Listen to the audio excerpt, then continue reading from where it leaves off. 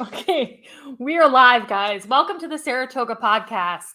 I'm here with Adam Israel and Dan D. Federici, and Dan was just suggesting that we have some intro music at some point, and I kind of agree. I think intro music would be fun. Any suggestions? Free intro music for those of you out there that are. Do you want to sing us in, Dan?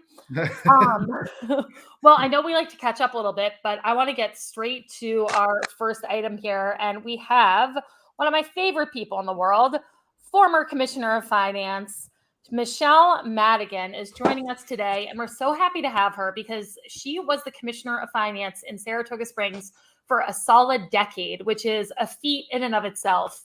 But I couldn't imagine a better guest to help us work through the proposed budget that came out last week. That for those of you who saw last week's podcast, we were discussing the comprehensive budget, which was released by the Finance Office last week. And we had some questions about it. And so we're so happy to have Commissioner Madigan on, who can give us some of her insights and observations on the budget that is being proposed for this coming year. So welcome, Commissioner. Welcome. Happy to have you. I'm happy to be here. Thank you all for having me today. I think this is your first appearance on the Saratoga Podcast. Is that possible? First appearance, yes. Wow. You really classed it up a little bit. How's that possible? It took us this long. I know, right? Well, the budget came out, so I'm happy to be here now. So, Michele, I want to go right to you. What were your thoughts on the overall budget that was laid out? I know there's a lot of questions about taxes going up and so forth, but we'd love to just hear your general impressions on what was proposed. Well, generally speaking, this was our new finance commissioner's first budget, working with her deputy and likely the director of finance, Christine Gilmet Brown. As you know, Lynn Bachner, the budget director, is no longer with the city, but she is out on, I think, primarily a leave of absence right now. So, it's always hard to do your first budget. And I thought, generally speaking, a well-delivered budget message with a well put together budget presentation. But yes, I have some concerns or questions that I do hope will be answered in many of the upcoming budget workshops and possibly at some of the public hearings. Or usually, I know I, as commissioner, once we began the budget process, I always had an item on my agenda to discuss what was going on with the budget with the council going forward. Always had a discussion about the 2022 budget, sort of where we were, summing up budget workshops. And this was for other council members also to weigh in about the budget. So we do see property taxes going up 3.72%, but we also notice that the budget is not going up much. What is it? 0.4% increase on the budget. Yeah, tiny. Yeah, that's very small. And that would be where my number one question would jump in. Does anybody have any idea what my number one question or thought about such a tiny increase in a budget would be? I think I know. Adam and Dan, do you have any idea what that question might be? Well, does it involve the disparity between the tax raise and the budget? It's not so much that disparity. It's that we have 7 union contracts, all of which include, cost of living increases, step increases, longevity increases. Some of them include increases that are for uniforms, boots. I mean, there's all sorts of increases that are mandated, basically, or built into a budget. And we know at least cost of living is 2%. So my first big question is, how can we have a 0.4%? Actually, I need to just check on that number. I don't think it's 0.4. Is it 0.4 or is it 0? I think it's 0.04. Okay. And how do you account for all of those increases? Personnel, benefits, retirement are 80% of the budget. So, were there massive cuts elsewhere in services to the city? If cutting, I mean, we already operated fairly bare bones. So for a city our size, we have a small budget, if you ask me, because it works well for a city our size during most of the year. But as you know, we balloon in the summertime and even more than that now. We're sort of an Airbnb Verbo year round, being at the foothills of the Adirondacks and just other activities that are going on. So Commissioner Madigan, do you mind if I interrupt for just one sec? So sure. One of the important things that you hit on just right off the bat is that this is Commissioner Songvi's first year doing this. Yeah. And just the fact, it's a huge ordeal to put together the budget and present it. So I appreciate that you kind of acknowledge that. And I really respect the effort and work that went into this. And, no budget is going to be perfect, especially when it's the Commissioner of Finance's first time putting a budget together. But that being said, I think we are all having a little bit of trouble adding up the kind of plus and minus columns here as they were. Well, let me jump in there and Commissioner, let me know if my theory makes sense. Is that that show we went through the numbers. The mayor's office was going up 300,000. Finance went up 90,000. Public Works down Adam, $1 million. You're breaking up a little bit. All right. Well, last week when we went through the numbers of what was going up and down, and it looked like almost a push. And so, why was the need to raise taxes? And one of the big things that I saw was that the American Rescue Plan money was out of the budget this year. So it was. How much do you think that contributes to the no increase yet taxes are being increased? Well, this is probably more a matter of style, I guess, at this point, because it's a significant amount of money, certainly. I'm just looking for the actual presentation. There we are. It's a significant amount of money, the lack of the American Rescue Plan funds. But the city is sitting on, or at least when they delivered, the Commissioner of Finance delivered their annual update document, which is a document that we are required to file with the state 90 days after the first quarterly report is due. It was the most fund balance I've ever seen us sitting on. So it's 28%. 28% fund balance? 28% of the ensuing year's operating revenue. Now, I had changed our fund balance. So, think of fund balance. Some of that's assigned, some of that's unassigned, right? But a significant amount of that is unassigned. And I think of those funds as taxpayer funds, right? So my methodology was always to try to give those funds back when we sat on too high level of those funds. And every single year, with the exception of the year that we were in COVID, we were sitting on a fairly significant amount of fund balance. I wouldn't say 28%. That's the most significant amount I've ever seen us being. I thought it was capped at 25% by New York State. No, that was our own. That's our own internal policy. Okay. And I capped it at 25. Okay. I brought a policy forward that said we don't want to go any lower than 10%, and we don't want to ever be any higher than 25%. And if you're up high near 25%, that's a lot, right? So I feel that there is money in the budget currently that could be used. And she did use some. The Commissioner of Finance did use some this year. But I truly believe has a lot more flexibility than maybe she was willing to start with in the comprehensive budget. So that's like 15 million, if my math is right, that's sitting in a savings account right now. Yeah, pretty much. The actual number is on the annual update document. I did look at it the other day.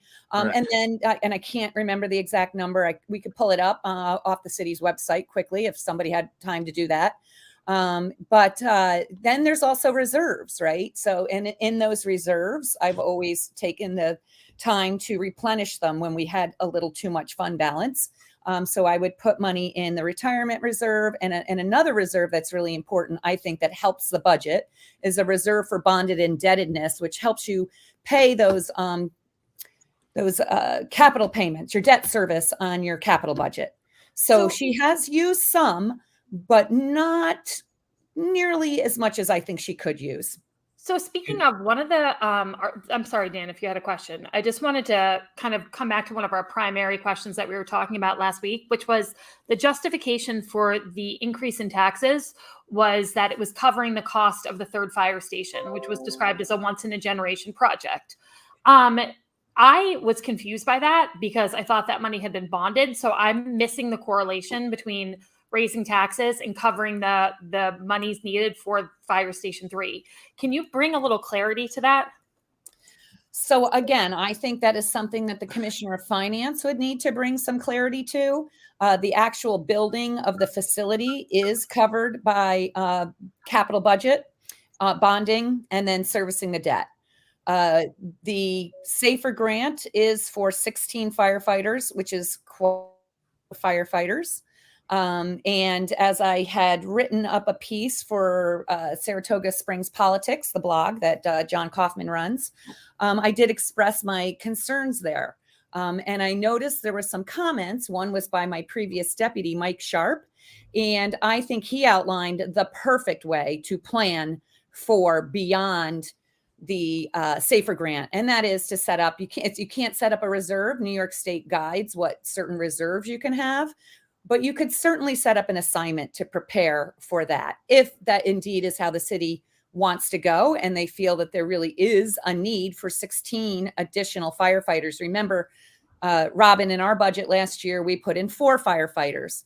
So, you're looking at 20 new firefighters over the course of a very short period of time. And let's also remember that we need to do things. I mean, it's always great to get a grant, but at some point the grant goes away and taxpayers are responsible. My budgeting message was always doing what we could do, maintaining sustainable services, but doing it within our means. So a lot of time, yeah. Just to remind people, the SAFER grant was a grant that was applied for by the Public Safety Department. It's $4.1 million to cover the cost of the increased firefighters for the next 3 years. But then after those 3 years are finished, it's the city's responsibility to maintain those positions. And so financially planning for them is what Commissioner Madigan was just referring to. Yeah, and not only that, I think we're required to keep those firefighters on for 2 years. So we can't get through these 3 years and say, sorry, there's no more money for this. It's a requirement. So in 25, 26, we're going to have another hole in the budget, if you will. Well, also, you don't want to be a city that just lays off your valued employees, right? Yeah. And money and employees you invested in with a lot of training and exactly. So forth. If I could jump in with a simple question of the 4 of us, I'm the one that understands the least amount of this in the budgeting process. I was involved with it at the state level, and governors, certainly Governor Cuomo, there was certain gamesmanship, if you will, of the original proposal. And I'm not saying that was the case here, but I have to think whether it's governor of New York State or a commissioner in Saratoga Springs, they know that the proposed budget and the final budget will be 2 different documents, 2 different things, correct? Well, we're a little different because we have in our charter, it says that if the council is unable to agree on a proposed or changing budget, this comprehensive budget by law becomes the budget. So I can tell you that I did not have gamesmanship when I put out budgets. I always put out the budget with an eye toward, could we live with this budget if for some reason the budget doesn't pass? Yeah, and gamesmanship was, at the state level, that might be the appropriate word at this level. I understand. Strategy anyway, a lot of strategy, correct? Yeah. And a much, billions of dollar budget, right? This is just not a lot to hide in a $54 million budget. And when I started, I want to say we were in the, low 40s. One of the big cuts in this budget is $300,000 being cut from the rec department. And I was unable to tell if that's from the DPW side or No, that's so the rec, and Commissioner Madigan can speak to this, but the rec department budget technically falls under the mayor's budget, correct? Yes. But there are DPW rec lines. I mean, rec is one of those kind of has 2 bosses, 2 masters. Rec does fall under the mayor's department, but has a strong,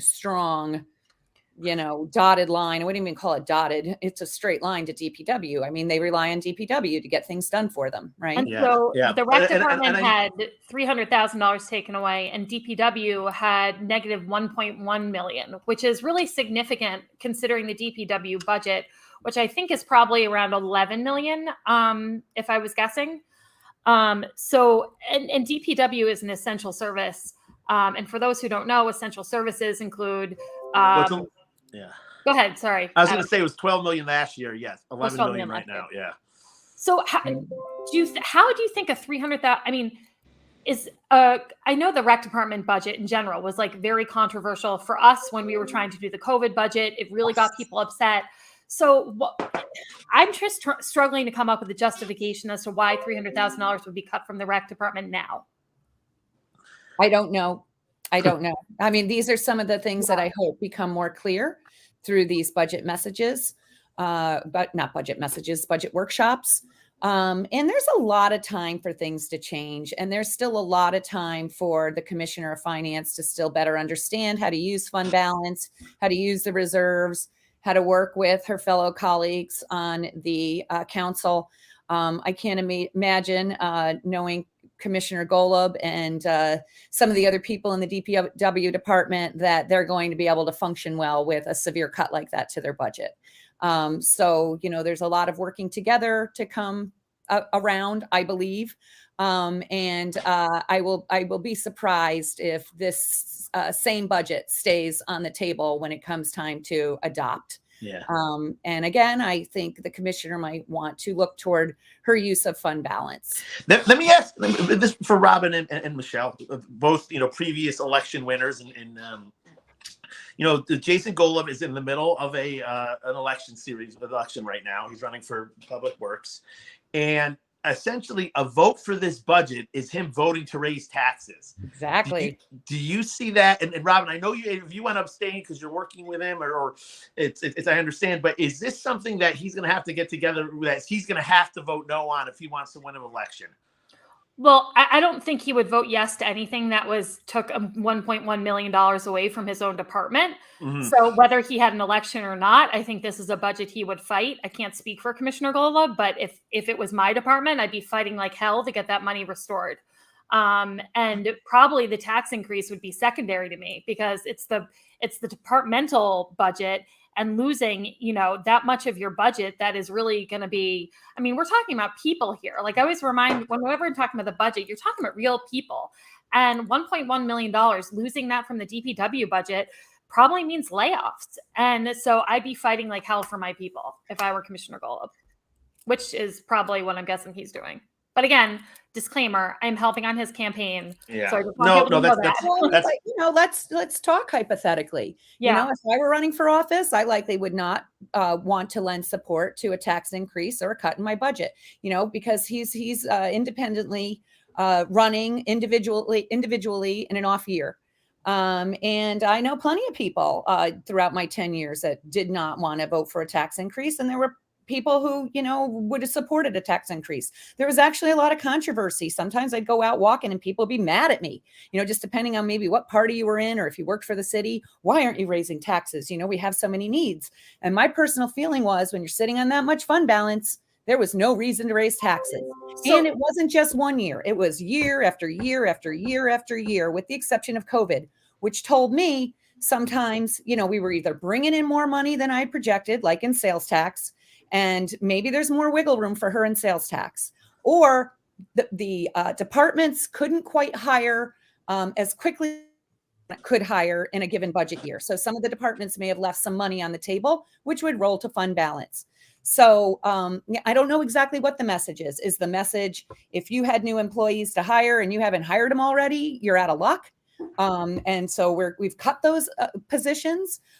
Is the message that DPW is going to take the brunt for this, small increase to the budget, but a fairly large tax increase? And then there's kind of a lot of weight being placed on the American Rescue Plan funds when you were sitting on 28% fund balance. Can I jump in there? 17%.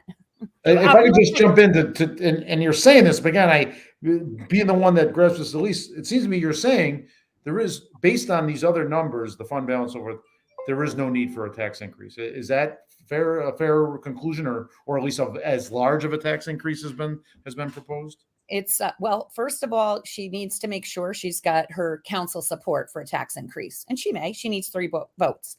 But what I would want, and what I always wanted generally, was consensus. I wanted 5 votes on the budget. My very first year, I didn't get that, and I had no tax increase.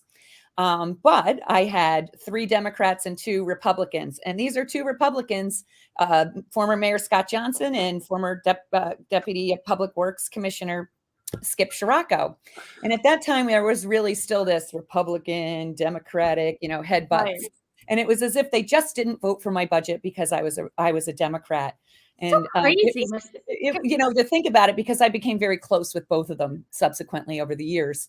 And we still sort of chuckle about it, because I remember doing like this whole Seinfeld, or, I'm like, am I in bizarro world?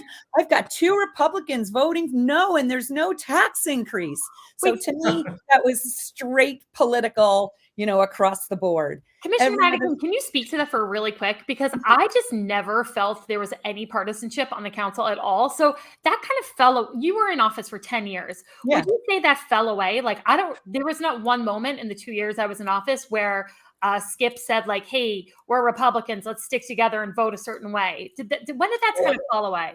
So I didn't really feel that, and I became fairly close with Commissioner Scirocco and many of the commissioners that I served with. But let's not forget, too, that for most of my term, it was 4-1, right? There were 4 Democrats and 1 Republican. Right. But, your parties are always involved from behind the scenes or whatever. But when it came to running the city, because, in this commission form of government, we're both legislators and we run departments, my goal was always to run the city fiscally responsible and in the best means that we possibly could. So I never directly wanted to go after, let's say, the Republicans' budget. This Republican, former Commissioner Skip Scirocco, ran an important department. He had to have salt and sand. We had to, clear up our potholes. We had to make sure there were plows out there getting the snow out of the way. Who's that going to hurt? That's going to hurt the city, right? Yeah. That's going to hurt. People are going to have accidents if we can't get snow and ice removed, right? Yeah. And so, that's how I always budgeted. Even in the year of COVID, while that comprehensive budget was controversial, I did it across the board to all departments. We were all going to take an equal hit. It wasn't I just cut $1.5 million out of the DPW department, right? All 5 budgets were kind of on the table. But so just to clarify again, in the 10 years you were in office, there was only 1 year that you raised taxes. So and that was COVID. And that was COVID. So for 9 years it was flat, and then in COVID you raised taxes. They were either very stable, so a 0% increase, or sometimes there was a slight decrease. Now, sometimes people get confused with their school taxes and think that the city raised taxes, but during my tenure we did not, except for the year we were putting out the COVID budget. If I could jump in once again, God, I lost my thought. Hang on. I will. Wow, senior moment here.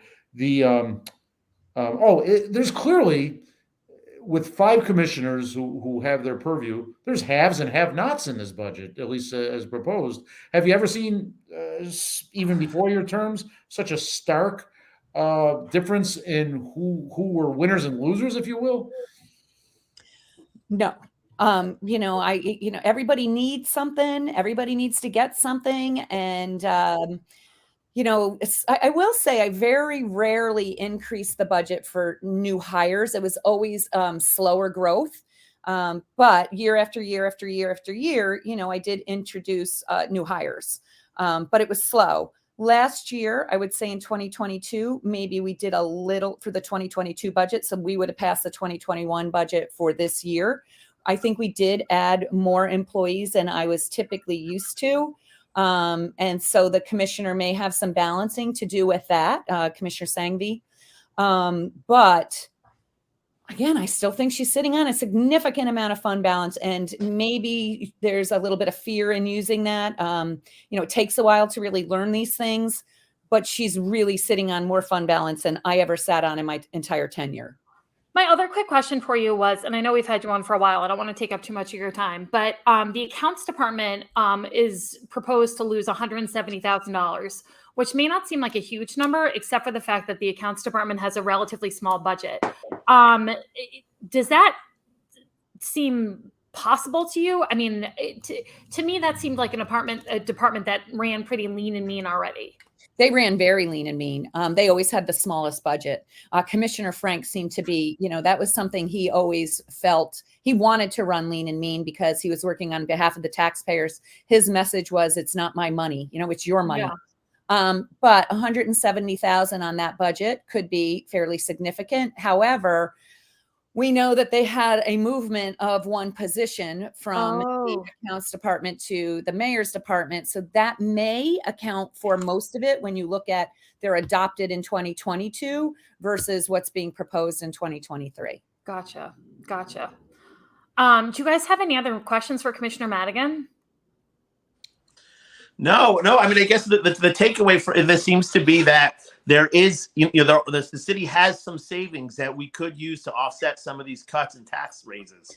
And still be in a healthy fund balance position. That's the key thing. You're still going to be in that 10 to 25% range. Yeah. All right. So what's the next steps now, real quick before you go? And that's actually one of the things I wanted to bring up. Do you mind, Adam, if I grab this question from you? So last week, Commissioner Madigan, I was saying to these guys that all these budgets get workshops. So every department has its own workshop and the public can attend. And if you get 10 or 20 people to attend a workshop and speak out against or in favor of something, that actually could, in my opinion, could really move the needle with the city council. Would you agree? Yes and no.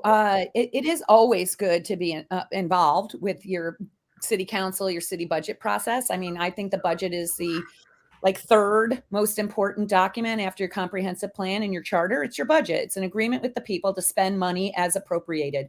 But usually when I rarely had anybody show up to my budget workshops except for the year of COVID. You put out a drastic budget with cuts, people are going to show up. You put out a good budget with not a lot of cuts, people don't show up, right? Yeah. But we had a ton of people show up for the rec department, as I recall. Oh yeah, but rec sent out an email and asked people to show up, and rec was never actually cut. During COVID, we actually just wanted them to be revenue neutral. So, that was a problem. People love their rec, and I get it. We need things for our kids to do. But the number one reason I truly believe really does exist when you're a city is you got to have water, sewer, your public safety. I mean, there's certain things you just got to have. And that was my viewpoint when looking at our COVID budget and being lean and mean is what are your actual real essential services? Right. Clearing those streets during storms is important. Sewer, courts. So, I mean, I love sports, and my kids have been involved in rec too. But that's when I did target rec, and community didn't like it. But had we not known, had Joe Biden not gotten elected, and we didn't have a feeling that some American Rescue Fund plans would be coming, and also realized we could do something with our retirement, kick it down a year. I may have held firm with that budget. And you know what? At the end of the day, you just don't know how the needle's going to move it because you can only do what is truly in your means. Yeah. At the end of the day, I think the magic there was that this council worked really collaboratively and worked through that COVID budget. And then the following year was like cake. You know what I mean? That year it was. But you really did an incredible job teeing up the city for a positive financial future. And I can't thank you enough for the 10 years that you spent in City Hall, because it is really brutal to work in local politics here. And the number of years you did it and did it well is just so impressive. And so my hat goes off to you, Commissioner Madigan, and the city really thanks you for everything you've done. I appreciate that, Commissioner Dalton. I just had one thing I wanted to ask. Yeah. The tax rate is going up to 3.72%. That is over tax cap. I know that because we didn't raise taxes last year, there is a carryover. What I don't know is if they are at their max with carryover. This would be a question to ask, or if they've actually gone over and will require a vote from council to go over. So over tax cap and the carryover. I just don't know. And I don't know where tax cap actually fell this year because it's either 2% or the cost of living. We know the cost of living is pretty significant. So, but I'm just not sure where we landed. So that's another thing to look into, another thing to discuss. I'd love to have you guys invite me back as we keep going through this budget process through November. Absolutely. The tax cap is set by the state. Is that correct? Yes. Okay. Just check. I haven't heard that term in 2 years. I forgot it existed. This is all wonky stuff. I know. All right. Well, unless Adam and Dan, unless you guys have any other questions, I'm going to let Commissioner Madigan get back to her very busy day and her job. No, thank you very much. It was great to see you. Thank you all very much. Thank you so much. It was wonderful to have you, Commissioner. You're the best. Thank you. Bye-bye. Thank you. Bye. All right, guys. Well, that was that was incredibly helpful for me. I don't know if it was helpful for our viewers as well. I mean, that was such great insight. And the 28% fund balance is just like blowing my mind. Yeah, that is. I mean, that's again $15 million that's sitting in the savings account. That's you know what? Hats off to Commissioner Sanghvi though, for budgeting at least conservative, right? It's a lot easier to be very conservative and then open up the floodgates a little bit as opposed to vice versa. I agree. So, you know, I think that showed some discipline on her part, because it's much easier to give people money and not have the headaches than to tell people no and take away money. Because and I will I'll reach out to Commissioner Sanghvi and see if she's interested in coming on over the next couple weeks, because I know we would love to have her and have her insight, and maybe she could, give us some context in terms of the budget that she's proposed. Yeah. But I wanted to move on. The train of thought there. Yeah. I wanted to move on, you guys, because last night there was a debate that Saratoga Today hosted at the City Center. And the debate was between the two district attorney candidates, Karen Hagan, who's the incumbent candidate, who's a Republican and running on the Republican and conservative lines, versus Michael Phillips, who is a Democrat, and he's running on the Democratic line, as well as the public safety and justice line. I believe I got that correct. And it's really one of the first times that there has been a competitive Democratic challenger in the district attorney's race. The county has traditionally always had a Republican district attorney, and there hasn't been a real competitive election in quite some time. So I was interested to go see the debate. I went and sat at the debate last night. It's kind of stressful, you guys, because like you go in and it's like almost like you're going into a wedding, and it's like the bride side and the groom side. And I was like trying to not be on the side. I was like, I didn't know where to sit. So anyway, I was sitting in the front row to try to Facebook Live it. And the whole debate is on my Facebook page if you want to catch it. But I know, Adam, you came as well. And Dan, I think you watched it after the fact. And so I wanted to see what you guys thought, and if you thought anybody came out on top, or if anybody had any gaffes. What'd you think? Adam, I'll start if you're good. To talk about Karen Hagan, it wasn't a particularly strong performance. She did not look like she prepared as well as she could have. I said to you earlier, Robin, that she didn't land a punch because she really didn't even throw a punch. And maybe she didn't want to. It's possible she just wanted this low key. Don't give him any sound bites. Don't give anything to make the 6 o'clock news. That's possible, but it just didn't look like she had put enough. She wasn't blindsided, and I think she had opportunities to take jabs. He took jabs all day, a couple hooks, a lot of jabs, and he was consistent. I'm talking about Michael Phillips, of course, and she had reasons to take jabs, and there were openings, and she touched on it. But at times she was, we used the word wonky earlier. She was kind of like inside baseball in some of her answers, in relying on, that would be an ethical violation. I couldn't do that. But, she could have still stepped aside and said, but let me give you a general answer on that, and why Mr. Phillips does not have the experience to even fully, she didn't take those opportunities. That was my take on it. Adam, I'm not sure where you're at. And yeah, what's interesting, Dan, is mine was different. Mine was that she seemed pretty even keeled. She was very factual, to the point. She was not emotional or she answered the questions in a very concise, factual way. Where the Michael Phillips was much more of an aggressor kind of. And I guess you would have this when you have an incumbent, somebody who's hold that office and who has things that she's running on. He took a lot of jabs of her handling of a case where a man was murdered on Broadway, or not on Broadway, in Caroline Street. Yeah. And he took some jabs regarding the Nexium case at her. And she kind of answered matter-of-factly of why she handled the cases the way she did. And so I don't think anybody won or lost it that night. The one thing I really thought was interesting too is Michael Phillips, being a Democrat, multiple times said he backs the blue, which is a really kind of strong, way to say you support the police, because it has been, it's I certainly don't see it this way, but people do see it as an offensive way to say you support the police. But he said it a couple of times. I took that as him, he can't win just on Democratic votes. He's got to get some Republican votes in the county. And so maybe that was his way of going after some Republicans. Robin, how about you? So I thought both of their performances correlate to their personalities really well. I think Karen is an introvert. I think Karen is not a big public speaker. That's not her forte. I think that Michael is a much more extroverted person who is less shy about talking to the press or talking on, a public stage. And I thought that they did agree on some things, which was love. I mean, I always think it's nice when candidates agree. They agreed on bail reform. They agreed, that they all support law enforcement. I did also think it was interesting that Michael said that he backed the blue. I personally think that's like a shitty marketing term that we should like throw out the window, because I think there's a lot of other ways to express support for law enforcement that don't have so much subtext to them. I thought that the Nexium cult stuff, for me, that's like, I think there was like a massive failure all around of law enforcement to not act on that. And I think that there had to be some corruption going on.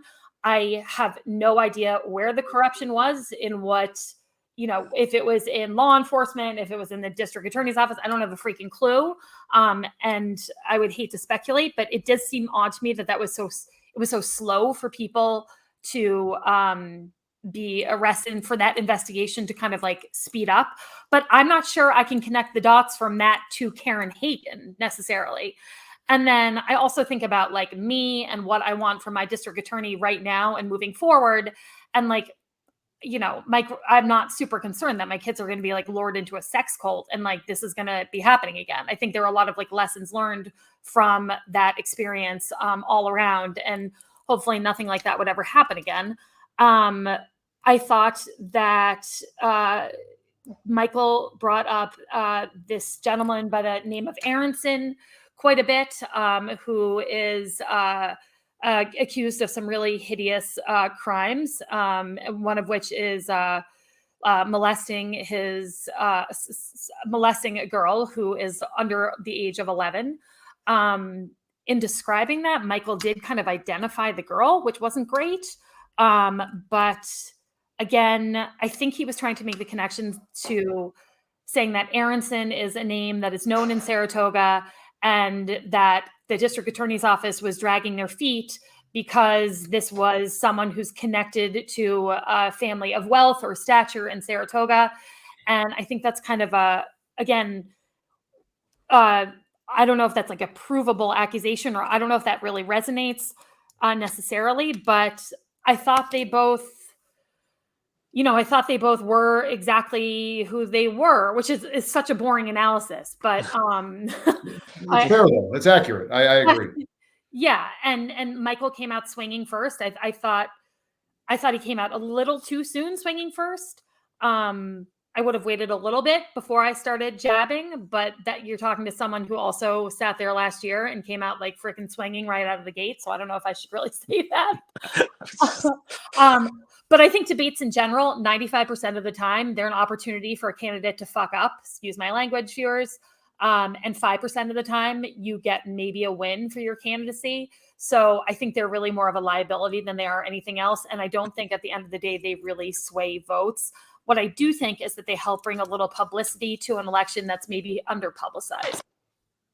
Yeah, I think debates. I mean, I remember this from my debates. They're especially with local politics. It's usually everybody's kind of on the same side. You're not talking women's reproduction rights, Second Amendment rights.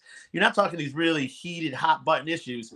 Everybody thinks that the streets should be plowed and that criminals should go to jail. So it lacked fireworks. Local debates usually do, but it is interesting to see them get up there and get a little insight into that personality. What was kind of cool about the debate last night, though, and I wish they were all like this, at the very end, they got to ask each other a question. I know. I was thinking I would have loved that. That was cool. And let's give credit to Saratoga today, yeah, to both Chad and Tom. I thought it was a well-run. The questions were good. The questions were tough but fair. I applaud them on the debate. And then the questions that the candidates asked each other. Karen Hagen asked Michael Phillips to describe a felony trial that he prosecuted with like a judge and a jury. And I think her point there was that he's never prosecuted in front of any felony crime in front of a judge and jury. And his answer kind of spoke to that, because he didn't describe an example of that. He kind of went in a different direction. He talked about his defense work in a trial. Yes, he talked about his criminal defense work. And that was a good question on her part. It was a good question on her part. And then his question to her was, I believe, again about the Garofalo brothers. Correct? Am I making that up? Yes, but it was about a FOIL request, which I thought was an odd. Oh, it was about why she hadn't. I know what it was. It was about why she hadn't released the video of the assault on Caroline Street that led to Mark French, who was a corrections officer, being murdered on Caroline Street.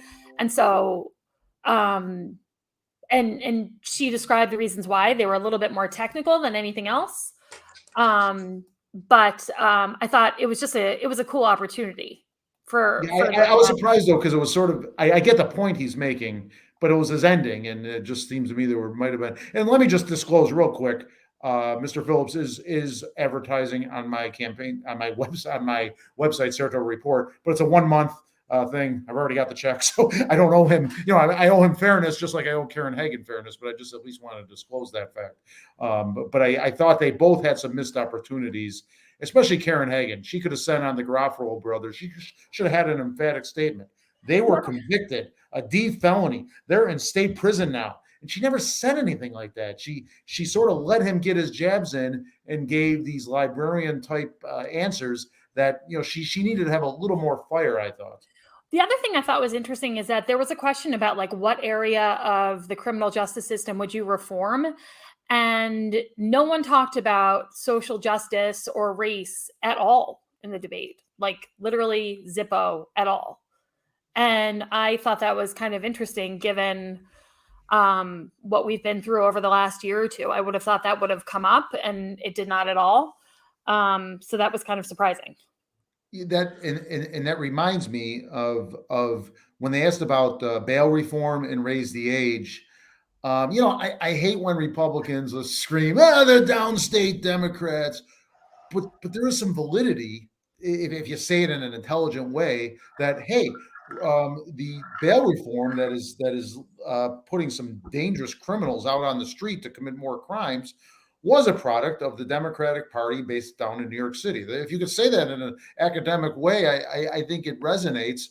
And she didn't do anything of that. And again, I hate when it's overused and said in such a harsh accusatory way. But if you could say it in an intelligent way, I think it's a valid point to make against the downstate Democratic Party.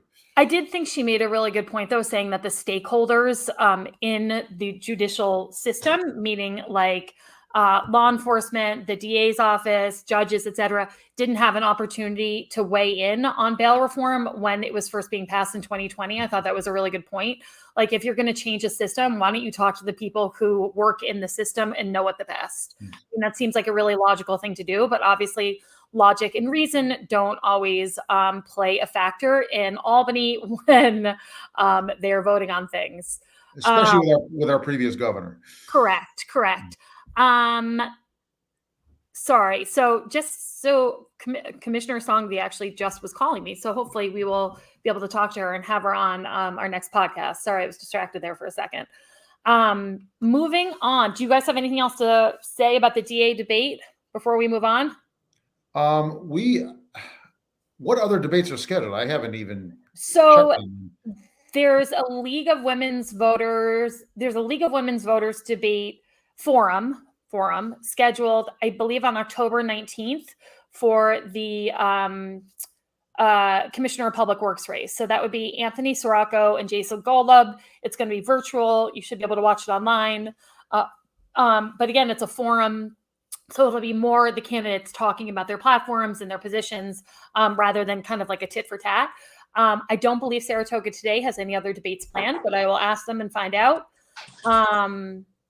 I think that's about it. Liz Joy and Paul Tonko have one debate scheduled. They do? They do only one. He declined. Paul Tonko declined to debate with the Daily Gazette. So it remains at one debate. Wait, who's hosting that debate? I'm pumped for that debate. I want to say one of the TV stations, but I don't It is on Saratoga Report. I'm not trying to plug my own site, but there was an article that refers to that. And I think it was today that I posted it.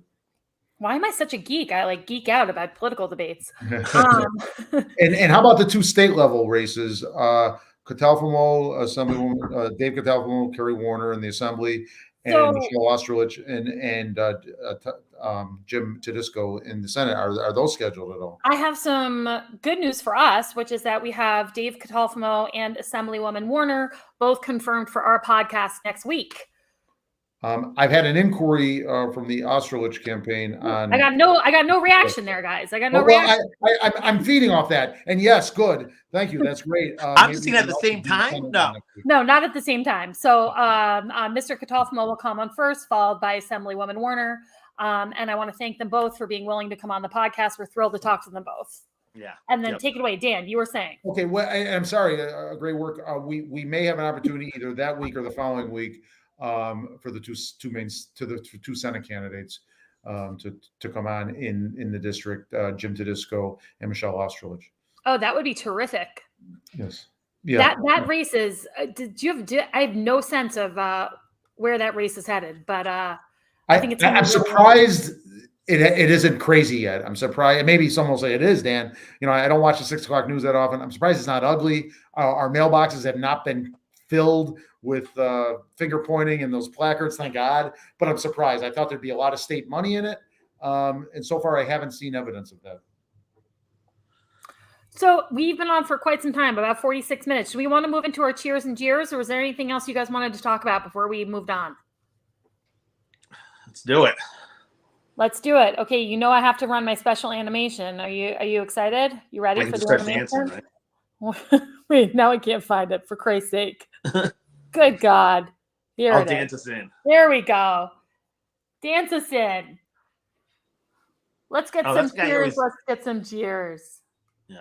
Okay. All right. I'll jump in if you want me to. Please do. I've got 2 cheers. I'll skip the jeers this week. I'll be positive. The first one's a simple one. We've had a great October. The fall weather this past weekend was so fall-like, but yet it was dry. And the weather is your cheer? You're cheering the big guy? Fall. No, I got a second cheer. For Christ's sake. I got to say, I had a great time being downtown this weekend, so I'm still high on that. I had my kids downtown. It was cold, but I'll give Cayano credit for Paul Cayano because I took a jab at him last time. You did. Paul Cayano, great job forecasting. Great job with the weather.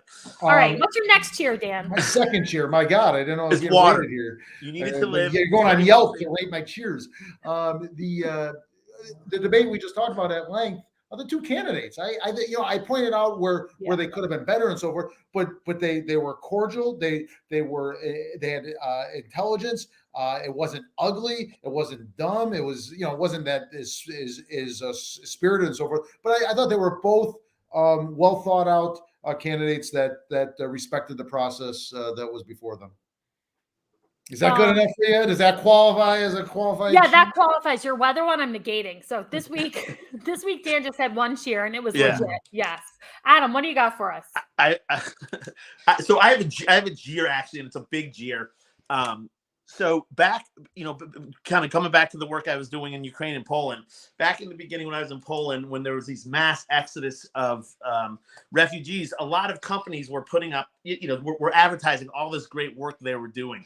And I, being on the front lines there, not the little war front lines, but the refugee front lines, very few, you heard a lot of people saying how good they were doing, but you saw very few people there. And one of those companies was Airbnb, who, advertised, something like 100,000 room nights or something like that for people.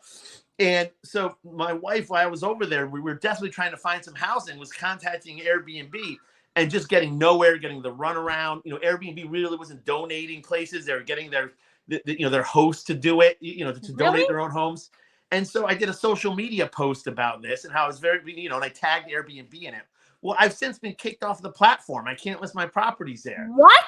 So they'll never come out and they'll say this. They'll never say this is why they did it. But I have 40 reviews, all 5-star, and so now I can't be on Airbnb. So holy shit. Yeah, it's a little infuriating. I don't know that this is the case. It's just hard to connect the dots of where why.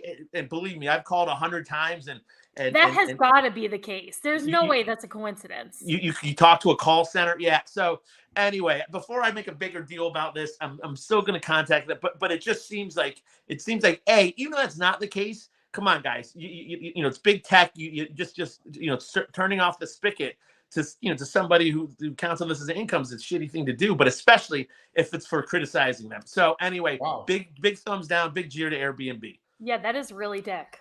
You should run to a publication with that if that's the case. If you don't get satisfactory answers. Yeah, Embarrassing.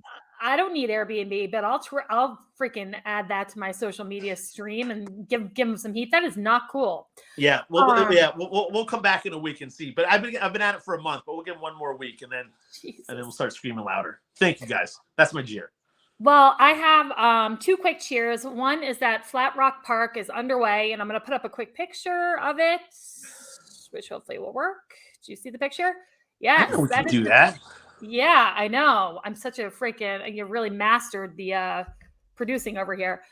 So that is a picture of Flat Rock Park. So if you look to our left, you would see the parking garage that the city center owns, and to the right is the city hall parking. But that whole space in the middle is being redone as a park, a community park, which I think is really great.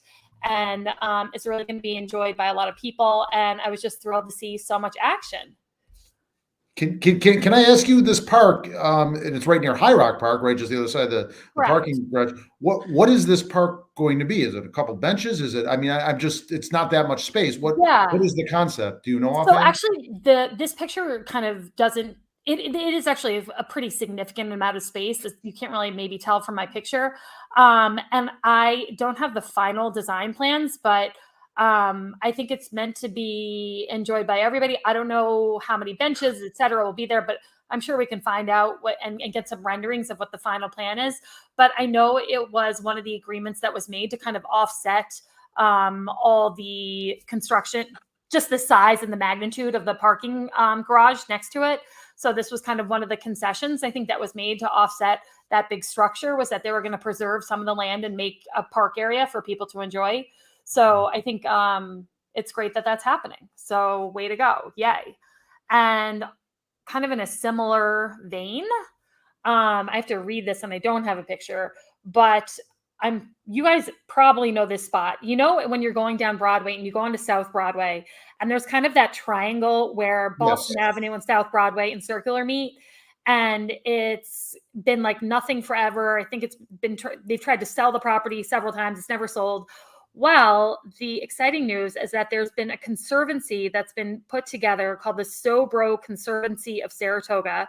And I'm going to just read from this announcement, so apologies. But this is what they're doing. We saw 209 South Broadway at the intersection of South Broadway, Boston Avenue, and Circular Street as an amazing opportunity. This abandoned 0.2-acre parcel, the former site of a gas station, had long been void at one of Saratoga's most prominent intersections. Years of use as an informal parking lot had compacted the infertile soil so that the site supported little vegetation aside from scattered patches of grass and invasive ground cover. We imagined how different this corner might look if turned into a vibrant green space. Fortunately, the I should be able to pronounce this better, Eshagian family, who owned the Sobro parcel, agreed, and they donated the parcel to the Sobro Conservancy in summer of 2022. And so the plan is to bring it back to life over the next several years, doing re-greening, planning, designing extensive soil improvement regimens, installation of appropriate infrastructure, diverse plantings, et cetera, et cetera. So they're going to grow it into a really beautiful green space. And with large growing shade trees, smaller flowering trees, shrubs, flowers, ground covers, vegetation that will provide habitat and food sources for pollinators and songbirds. And I just think that's a great thing. You know, it's awesome. And I think more of this kind of urban parks and urban pocket parks. Yeah, pocket parks are just where Saratoga should be headed. Like I would love to see more like rooftop gardens and living walls and just more green and nature and plants and all that stuff worked into our kind of downtown urban environment. Yeah, especially the gateway to downtown, right? South Broadway, people come in from the Northway and so forth. Absolutely. Yes, especially when it was donated by a fellow Armenian. Yay, Armenians. Well, cheers to the Snowbro Conservatory. Yes, and sorry, I have one more. It was really Tom Denny. Also, huge shout out to Tom Denny. Do you know? I remember before I was 18 buying a pack of Marlboro. Oh, cigarettes sorry, at the streams gas just station went out for a there. second. Anyway, so those are my At the two. gas station there? Yeah, when there was a gas station, I remember it was like $2.50 for Marlboro Red cigarettes, and I was probably 17 at the time. Sorry, Mom, if you're listening. And now it's gonna be turned into a pocket park. It's great. Naughty. Okay, for some reason our stream keeps like dropping in and out on my end. Are you guys noticing that? Yeah, a little bit. Okay, so I think that's our cue to turn off. Yeah, we're at 55 minutes. So yes, let's. All Saratoga. right. Well, Saratoga. Thanks for watching. Stay charmed, Yes, Saratoga. thank you for watching. Check it. You can find us where you watch all your podcasts. You can find us on Google, Apple, Amazon, Spotify, et cetera. So watch, subscribe, share, like, follow, and we will see you next week. Bye now. Take care.